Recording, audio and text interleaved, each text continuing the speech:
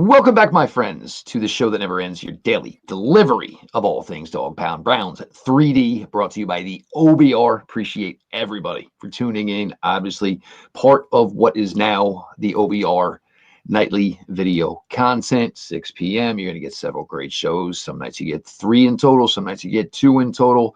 So don't just stick around for this. Stick around. Obviously, more content coming each and every night. Make sure you're subscribed. YouTube, Twitch. Make sure you're over checking out the written work over at the OBR, of course.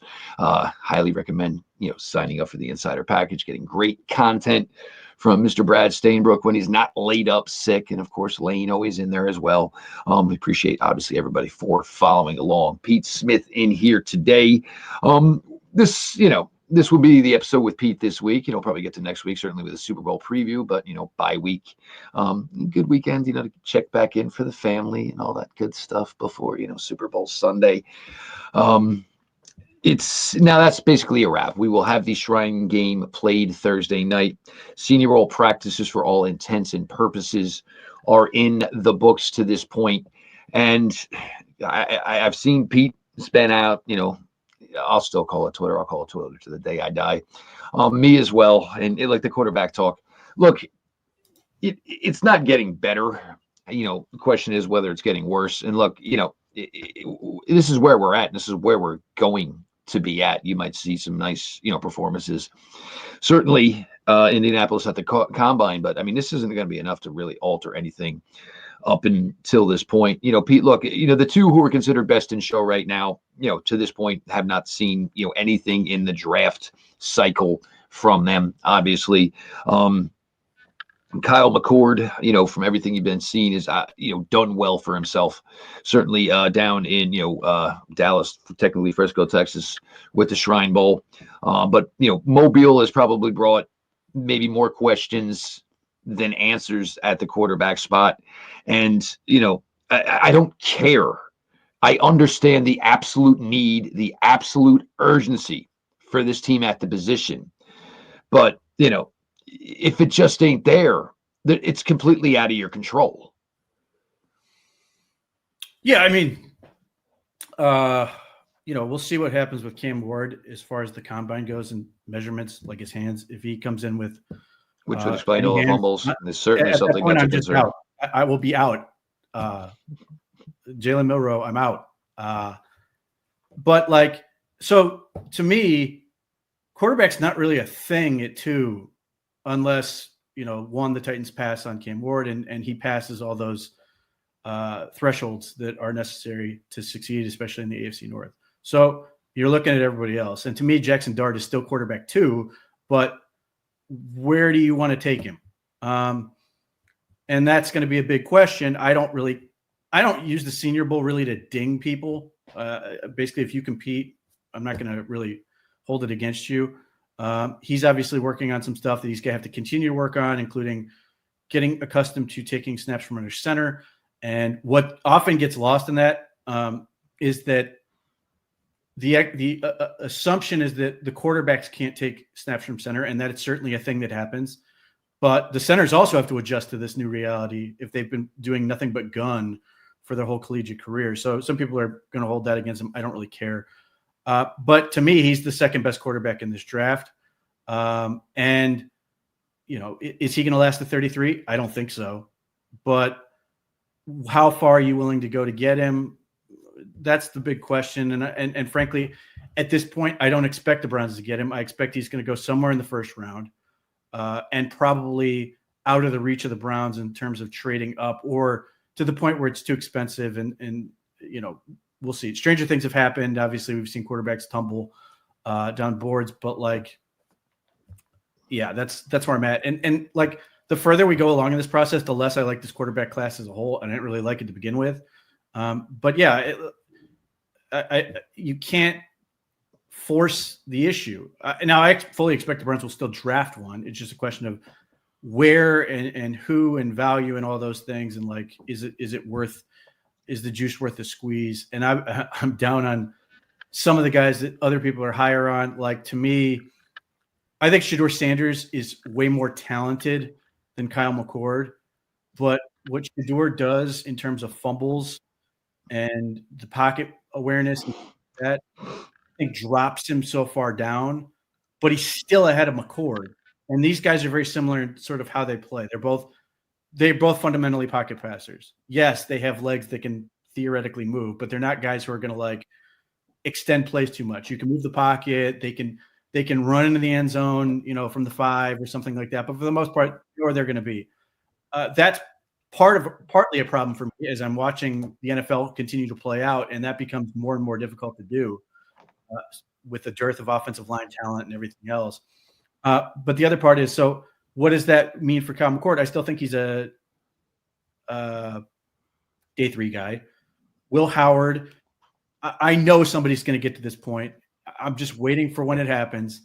Somebody's going to say he should go 2. I've already seen people talk about him. Oh, yes. It's that. Oh, of course. Yeah, look, the national championship hangover is still lingering. Yes. I don't see a top 100 pick. His arm is not good. He's big. He's strong. He's also not very good under pressure. He needs to do a much better job in terms of reading underneath defenders. So there's a lot that has to be improved. And if he can improve his arm strength over the course of time, there's a chance he could be really, really good. His efficiency obviously improved immensely thanks to the playoffs, as did the level of competition he faced and all that stuff. But overall, if you're taking him in the top 100 picks, I think it's an overpay that could work out. But I don't think Will Howard is like a year away from the field. I think you draft him as a backup with aspirations to eventually become something else. And I think that's the case with, pretty much almost everybody in, this prospective quarterback draft class. When you're, if you could get this, and if, or he can start to do this, or, he can develop. And first off, for everybody listening, if you're drafting a quarterback at 2, there are no what ifs. This is the part that is absolutely driving me insane with that. Oh, and you better take a quarterback at 2 or everybody's fired. If you get a bridge guy and you go 7 and 10, they're going to be fired anyway.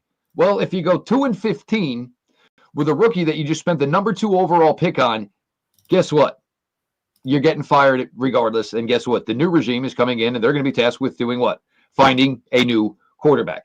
If you can get a player of impact at 2 and perhaps even at 33, guess what?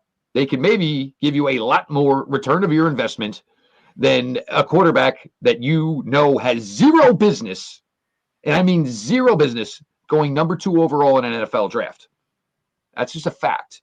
When you look at, and not trying to point a finger at Shedeur Sanders here, there is a top 50 big board right now that Shedeur Sanders ranks 40th. PFF, I think, is 42 or 43. Yeah. Okay. So now there's 2 boards where he is ranked in the 40s. And you people are saying draft him at 2. And this is the problem that I have with this coming from a lot of people is it ain't your can on the line. And the thing is you guys all want to have it both ways. You got to take the quarterback. And guess what? If he doesn't perform and this team goes 2 and 15, 3 and 14, well, what did you take the quarterback for? You guys are so ready to switch face on some of this stuff. Me? Get me 5 or 6 ball players. Because I'm going to tell you right now, and we're going to get to this as we go on in this episode here today. There are positional groups where the Browns can completely and utterly improve this roster for 2025 and beyond. There's no question about it in certain positional groups. And granted, the most important one for the Cleveland Browns, it's just not lining up for them this year. And you want to know what? I hear flack on mentioning Daniel Jones. Well, there is NFL footage of Daniel Jones taking his team and winning a playoff game. Granted, who knows if that player is still inside that body.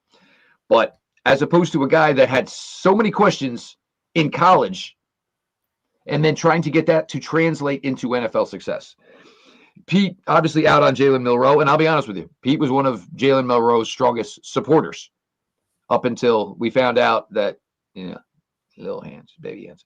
Look, the reason I would still entertain the thought of Jalen Milroe, and it's not at 2, certainly not now at 33, is yes, there's a project and there's a lot that needs to be worked on. But there are some things there that some of these guys can never give you. And now Pete spoke about, say, McCord, say Sanders. what they're going to give you with their legs essentially is nothing. Okay. Nobody is ever going to say, who's the spy on Shedeur Sanders or Kyle McCord?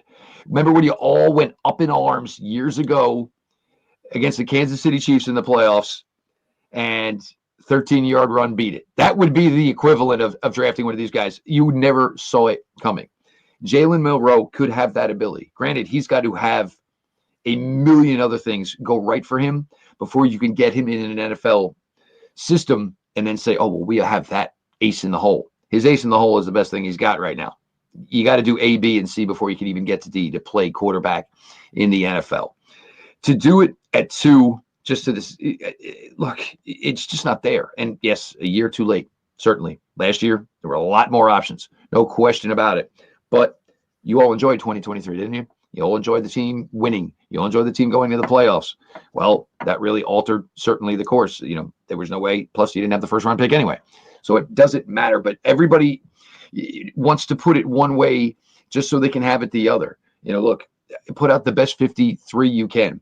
And if that means you're led next year by maybe a Daniel Jones, perhaps maybe a Derek Carr, I'm not sure how that's going to work. I don't think a Geno Smith. The options aren't great. We know it. The options now, certainly considered as far as the draft, are probably, unfortunately, getting worse. But as I was saying, there was some impressive play this week down in Mobile. Extremely impressive. Pete, the trench play, I mean, if you want to say 5, 6, 7 pass rushers going the top 32, top 33 picks in this class, and there's names that weren't even there. I mean, Mike Green, and, Mike Green was a guy that certainly rose a tremendous amount and, got himself to first round fringe.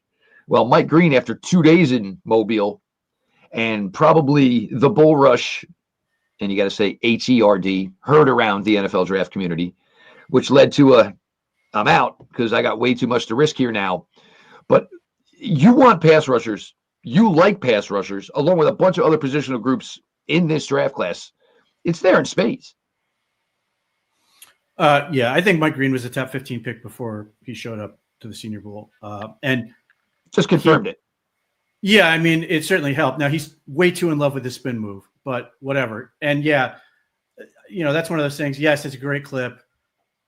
People will watch it a million times. Well, everybody loved the Jared Verse one, so of course this one got the run it deserved to. So, it's one of those things where I wouldn't put too much into it.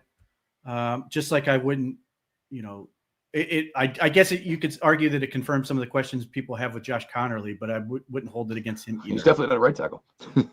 Yeah, and that's part of it. It's like, it's advantageous for these defensive linemen as you're like, this is the Senior Bowl where I've seen the most offensive linemen just move all over the place. And Connerly's going left tackle, right tackle, back and forth. You've got Gray Zabel, who did a great job, and he was just moving to 3 spots the whole week. You had Jonah Seva Naia, who I really like, who is playing both guard and tackle. But yeah, I mean, look, the defensive line play was really good. TJ Sanders continues to be great. Shamar Stewart had a great 2 days. Did not have a great season. And that's going to be a big question. Is he a guy where he's just got to figure some stuff out, or is he a guy who basically saw an opportunity to make a bunch of money in 2 days, which some of these guys do, showed out, and then sort of goes back to being sort of nondescript? And I don't know the answer to that, other than his production is nothing. His pass rush run rate is terrible. There's just nothing there in terms of the stuff I look for. But for people who love traits, Shamar Stewart has all the traits. And like that play, the clip that's going around seeing him tear off the edge, to me, he just looks like Jadeveon Clowney post microfracture surgery on that play.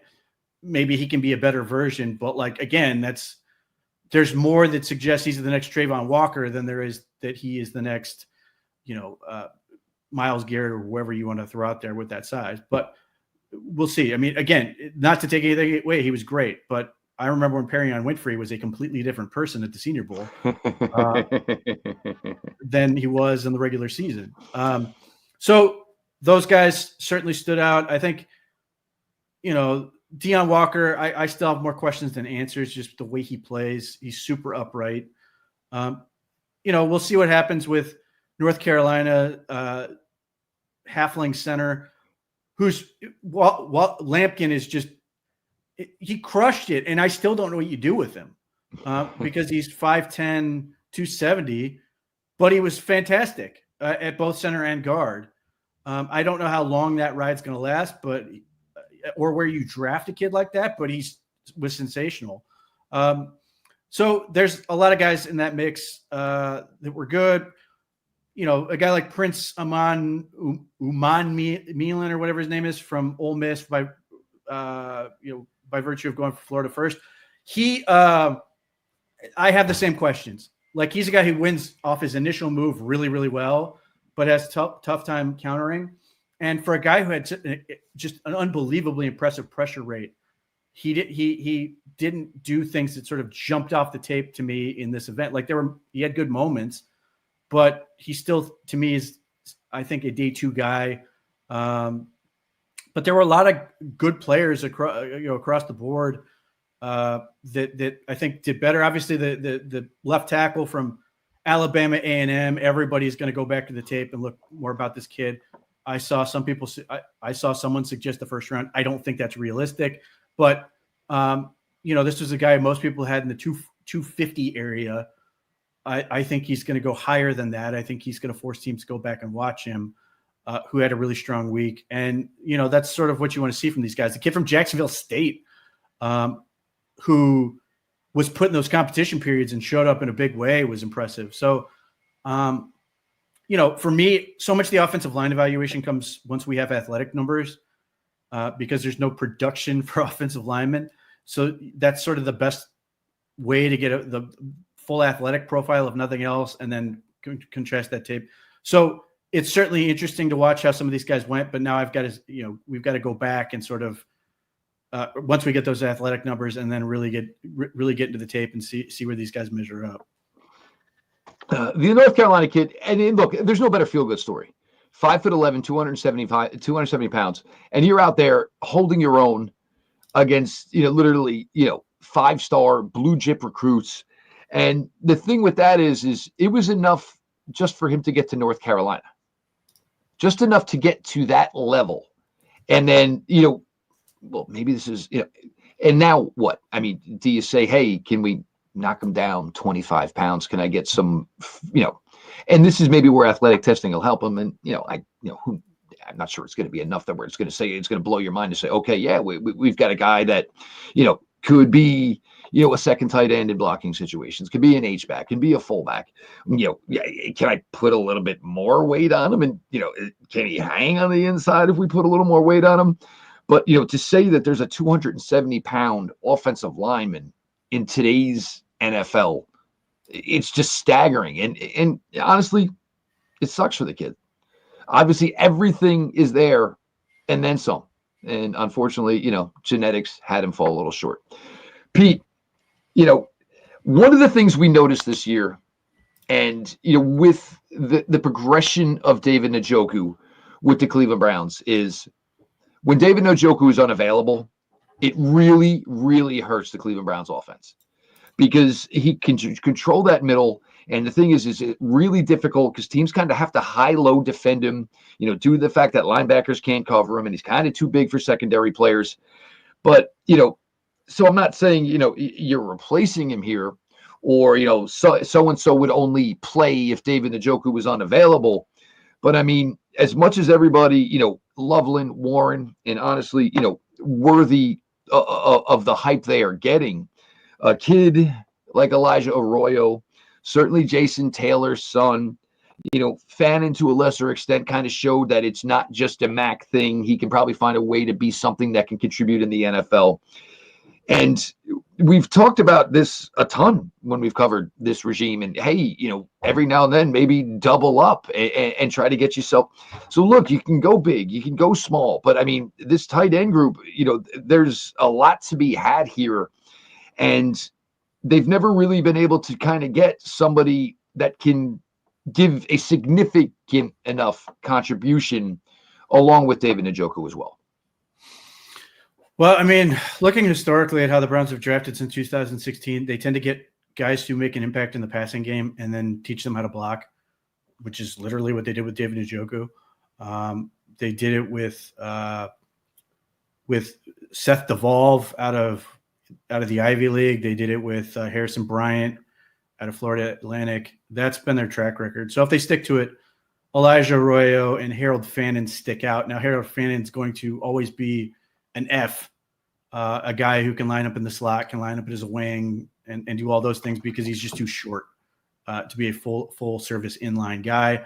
Arroyo has the length, but it's never been really used as an inline guy. But also, I mean, and this is the thing with Arroyo is for 4 years down in Coral Gables, it was almost kind of like he was a mystery man up until this year. Granted, most of it was health related, but and that's not too far removed a little bit from David Njoku because you knew with David you had a great athlete, but it was going to take some time. And remember, this regime actually chose Austin Hooper over, at the time, they didn't know what David was yet. Granted, within almost the first year they were here, David pretty much had already lapped Austin Hooper, but it's not too uncommon between the two of them. I mean, sure. The issue is David Njoku, when they drafted him, was 20. I assume Arroyo is going to be in that. Knocking on the door at 22, yes. Yeah, but it's isn't the end of the world, but it does raise questions as far as like how, and this is drafting any tight end. How long is it going to take for that guy to get where you need him to go? And expectations are going to be unrealistic for most of these tight ends, given what we just saw from Brock Bowers and what we saw the year before from Laporta. But having said that, Arroyo and Fannin, as pass catchers, might be able to make an impact immediately just because they can play in space and do some of those things and then learn the rest of it as they go. But like, Gunnar Helm from Texas is kind of interesting in that realm.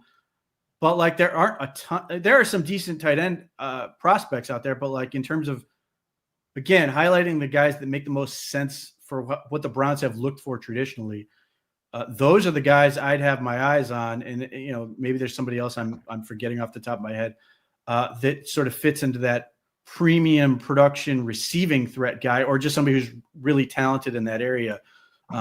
But those guys really do stand out to me if, in that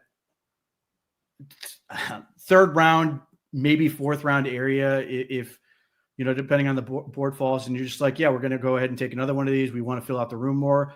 I think they will either re-sign or sign another free agent as well, potentially getting somebody who can fit in that true inline third guy.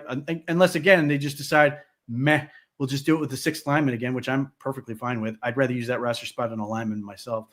But those are certainly the options they have with those spots. Now, like, you want to look at this team, and obviously, you want what is best for this team, and as far as being successful again. Now, 2023, and this is what I think people, certainly are blind to between 23 and 24, was defensive overall performance in 23 to 24. Granted, you lost a huge part of that defense to Jeremiah Owusu-Koramoah, something that we still don't have any answers on, and probably don't anticipate getting any answers on it anytime soon. Now, overall defensive line play, it's felt more in 24 that it was kind of Myles Garrett and the defensive line, as opposed to 23, where it was, basically, not to say it was the defensive line of Myles Garrett, but it's felt like more of it was holding the weight and the production, certainly, of Myles Garrett. They just played overall better in 23. You want to make a bridge quarterback look better. If you're nuts enough that you want to take one of these quarterbacks at 2, because you think there might be a chance that they could somewhat be productive, a lot of that is going to hinge on how every one of these other positional rooms are handled and filled out, and getting this defense back on par to where it was 2023, where it was setting the tone. Joe Flacco did not come in and play on a level of Patrick Mahomes, Josh Allen. No, he took advantage of great opportunities and certainly, showed one thing that I've always talked about, and I know you and I have always talked about with the Kevin Stefanski offense, is the chunk passing game, and it worked. But some of this is so much more reliant, and this team, it is, yes, quarterback is important. I get it. But so much of this team finding the success that they had in 2023 is getting your house in order in a lot of these other rooms. Look, I mean, the bottom line is they just need to add more talent, more impact at other things. Like if they can get it, let's say, they trade down from 2 and they add Ted McMillan to go with Jerry Jeudy or something like that. Like your offense gets instantly better, seemingly, with having 2 dynamic receiving threats and Cedric Tillman hopefully coming back healthy and they're better and everything else, and David Njoku. If your offensive line is healthy and you continue to add to that room and get younger, or at least plan for being younger, that should help. Just a viable running game would be a game changer because they haven't had one. Jerome Ford has done a nice job, but like he's not a back on the level that he can make he's not going to make the linemen better.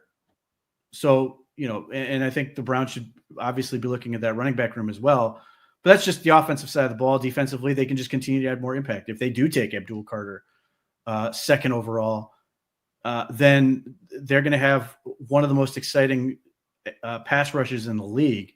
But they've got to get, just the secondary more consistent, whatever that involves, whether that's the same players, whether that's new players, whatever, they just get them more consistent. But if your pass rush is better, if you get that impact that they haven't had outside of just Myles Garrett, and certainly you hope Isaiah McGuire takes another step, and you hope Mike Hall comes back healthy and is somehow able to improve.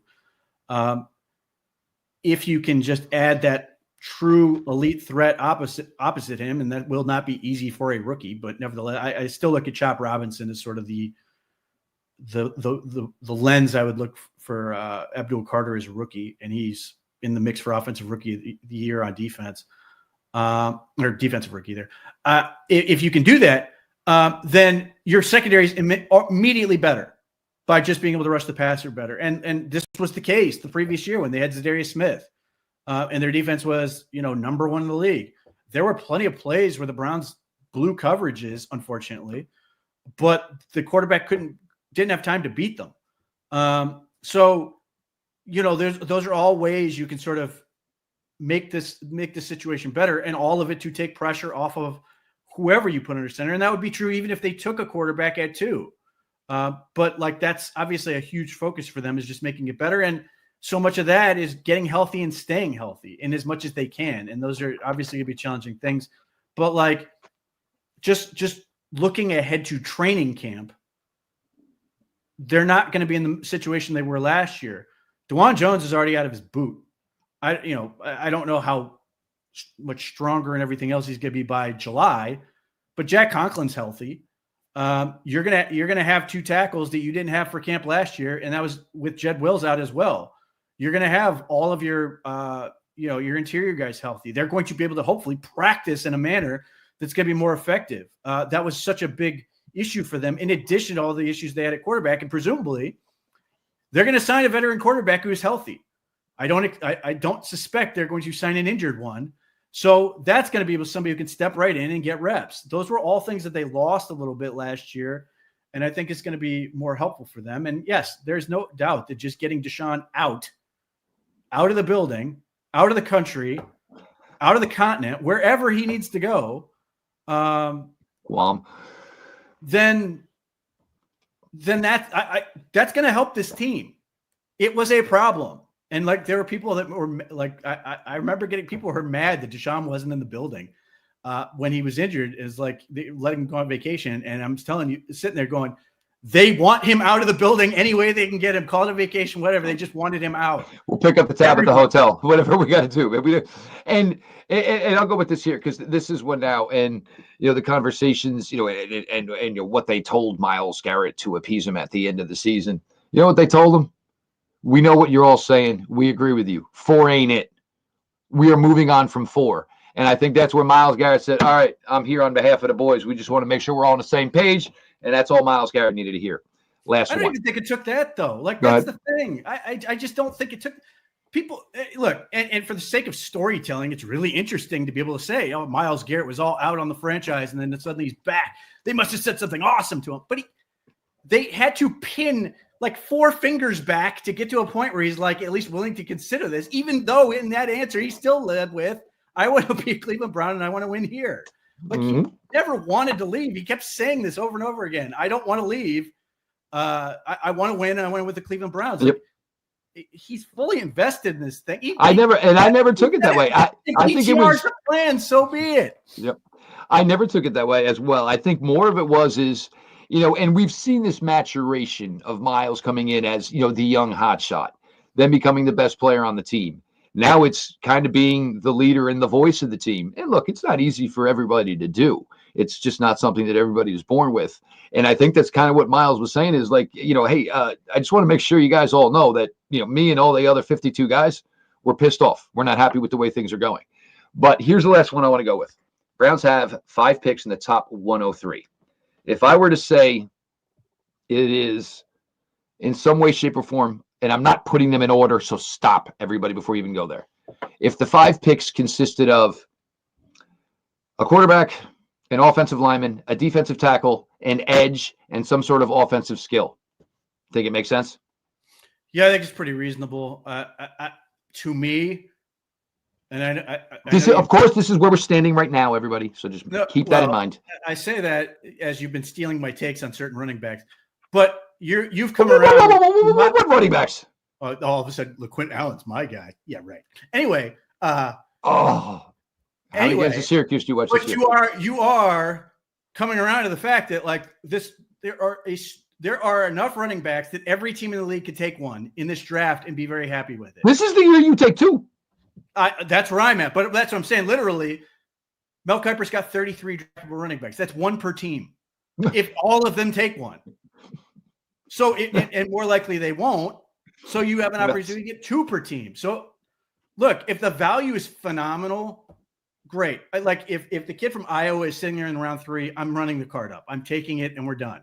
But failing that, I want to prioritize those more scarce positions and come back and get 2 guys on day 3. Because 1, I think the talent is that good. And 2, I'm just going to go from a Browns philosophical standpoint that the line is more responsible for making the running back than the running back is for making the line. Nick Chubb was special in a way that was different. And obviously the line was a whole lot better earlier in his career. But like Saquon Barkley with the Giants versus Saquon Barkley with the Eagles, it's a completely different animal. But yeah, whether it's a tight end or wide receiver, I more likely tight end to me. Just I expect the board to fall in a weird way, but we'll see. But offensive lineman, defensive lineman, if it's one offense, 2 defense, or 2 offense, 1 defense, either way, that's going to be good. So yeah, I think we're largely on the same page. Hit the things that this draft has, play the value, let the board to come. I want this draft to play out like 2023, except you have all the picks, 12 picks, as opposed to whatever they had that year, which was like 7. And didn't pick until the third round. Yep, no question about it. And I think there's a team, there's a way. And look, what we're saying here today, this is certainly obviously pre-March 10th, pre-trading, pre-free agency certainly, and certainly things can change. But first and foremost, I get the fixation on the quarterback position. There's no doubt about it. Look, there's no more important position in all professional sports. I get it. But to believe that this roster cannot be greatly improved, it's foolish. And to put it all on the quarterback and look I know Pete brought up this point, I think today, and it's, if you're going to take a guy, and look, we just mentioned Shedeur Sanders is in the 40s, and that's just 2 boards. I'm not saying we've gone through everybody. That's just in 2 big boards right there. What is the pressure you're putting on the said young man by drafting him at 2? It just increases the probability of failure. It's a fact. It's just simple. It's it's an easy way to put it. Look, we've said it, and I mean I will say it. We've said it from day 1, and I will continue to say it. It is not the year for this, and it's certainly not the year to say, "Oh, well, I probably want 3 quarterbacks in any way, shape, or form." Don't have the answers for you. it's just, it is what it is. And you went to the food store, you wanted X, Y, and Z, and they had none of it, just like, when all you knuckleheads run out because, there's a threat of snow and, oh my God, you couldn't get the milk, the eggs. Figure something else out. Make grilled cheese. I don't know what to tell you. But improving the roster overall will give this team the best chance of success. And to be honest, it probably won't be that hard to find at least some upgrade to the quarterback play that we certainly had in 2023. He is Pete Smith. Pete and the guys obviously, fantastic job pumping out written content day in, day out. It's been a great month here. We're looking at craze out with a great number as far as, viewers and readers over at the OBR. So make sure you're checking out the written work. It pumps out. And again, that's one of the great things about having somebody who lives in England. I thought I get up early in the morning and there's Jack Duffin already showing us that he's had his work put out for the day across the pond. So, any day, time or night, pretty much, you're getting fresh new stuff from the OBR. We appreciate you all, for coming out, for the nightly video content here. Again, make sure you are subscribed, over on YouTube. You make sure you're subscribed over on Twitch. Check out the Insider Package. Great information. Prime example, you would not have been shocked to know about the new quarterback coach because it was pretty much kind of mentioned about where those, dots, were connecting, certainly through, the OBR Insider Package. So make sure you're checking all that out. We appreciate, again, all of you for coming out. This has been your daily delivery of all things Dog Pound. Browns 3D brought to the OBR. We will talk to you all tomorrow.